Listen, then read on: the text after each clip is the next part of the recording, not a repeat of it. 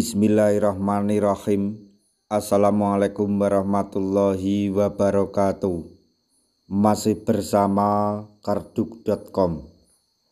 Pada video kali ini kami akan menyampaikan kabar terbaru untuk para tenaga honorer, khususnya yang akan diangkat menjadi P3K paruh waktu anggaran tahun 2024 ini, yaitu kebijakan P3K paruh waktu tahun 2025, solusi atau masalah baru, honorer menolak, gaji minim, dan masa depan tidak pasti. Untuk mengetahui lebih detailnya, silahkan simak video ini sampai selesai.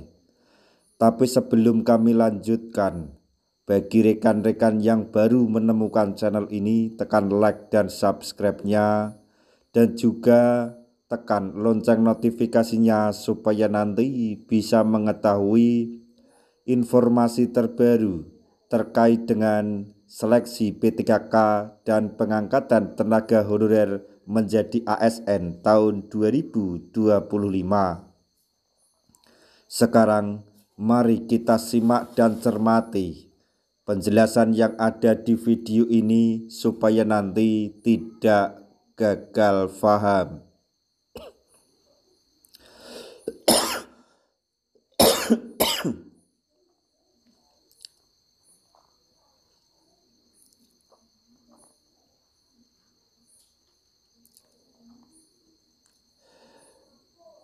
Pada tahun 2025, pemerintah Indonesia mengeluarkan Peraturan Nomor 16 yang memperkenalkan konsep P3K atau pegawai pemerintah dengan perjanjian kerja paruh waktu. Kebijakan ini diharapkan menjadi solusi bagi tenaga honorer yang telah lama mengabdi tanpa status dan kesejahteraan yang layak. Namun, implementasinya justru menuai kritik tajam dan dianggap sebagai produk reformasi birokrasi yang gagal. Salah satu tujuan utama dari pengangkatan tenaga honorer menjadi ASN adalah untuk meningkatkan kesejahteraan mereka. Namun, realitas di lapangan menunjukkan bahwa banyak tenaga honorer, termasuk guru, tenaga kesehatan, dan staf teknis, menerima gaji yang jauh dari layak. Bahkan ada yang hanya mendapatkan Rp200.000 per bulan. Dengan pendapatan sebesar itu, sulit bagi mereka untuk memenuhi kebutuhan dasar, apalagi memberikan pendidikan dan nutrisi yang baik bagi anak-anak mereka, seperti yang diharapkan oleh Presiden Prabowo.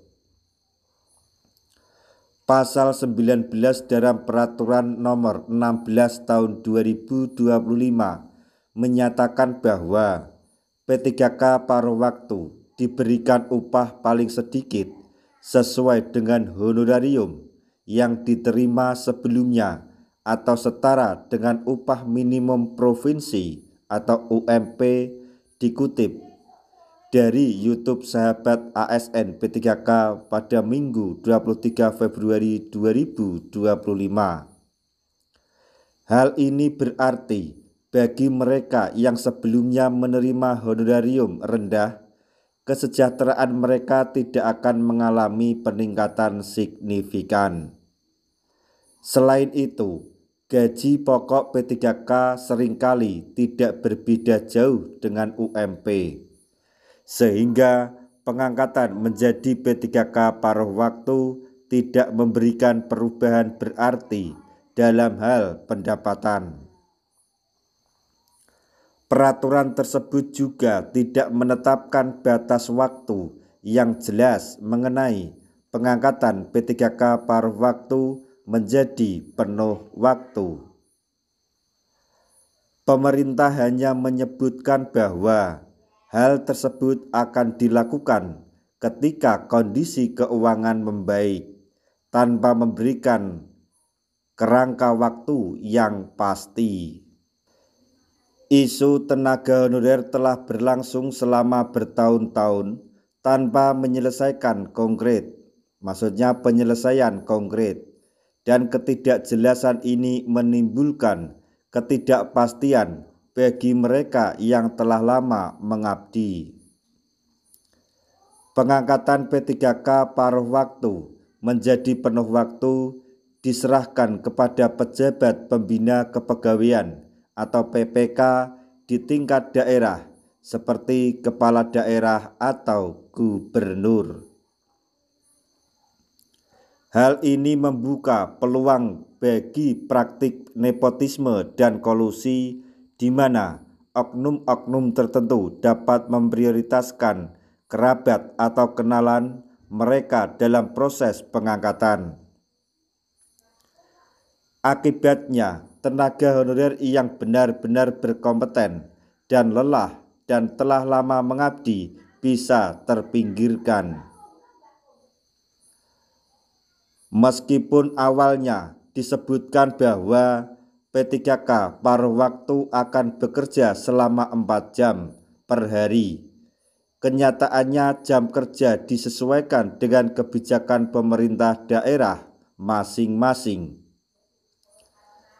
Hal ini menimbulkan ketidakpastian dan ketidakseragaman dalam pelaksanaan di lapangan.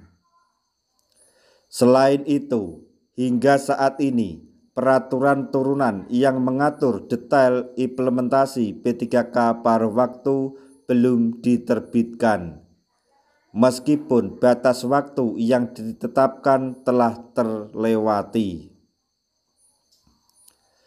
Tenaga honorer berharap agar pemerintah lebih memperhatikan nasib mereka dengan menghapus kebijakan P3K paruh waktu yang dianggap tidak sesuai dengan harapan.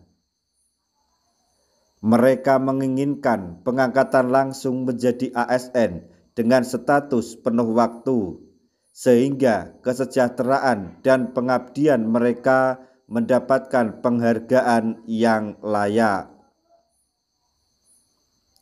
Selain itu, mereka juga meminta agar proses pengangkatan dilakukan secara transparan dan adil tanpa intervensi dari pihak-pihak yang tidak bertanggung jawab.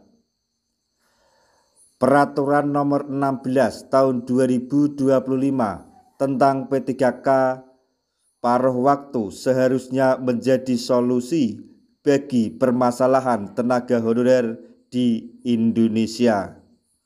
Namun, implementasinya justru menimbulkan berbagai permasalahan baru, mulai dari upah yang tidak memadai, ketidakjelasan waktu pengangkatan, potensi nepotisme, hingga ketidakkonsistenan dalam jam kerja.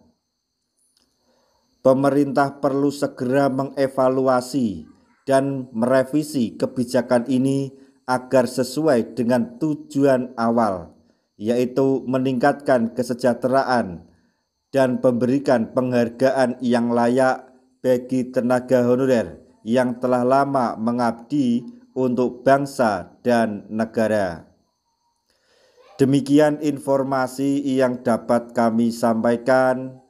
Informasi terbaru untuk para tenaga honorer yang diangkat menjadi P3K paruh waktu, yaitu kebijakan P3K paruh waktu 2025, solusi atau masalah baru, honorer menolak, gaji minim, dan masa depan tidak pasti. Semoga informasi ini dapat bermanfaat bagi rekan-rekan tenaga honorer semuanya. Di akhir video, kami mengucapkan banyak terima kasih. Wassalamualaikum warahmatullahi wabarakatuh.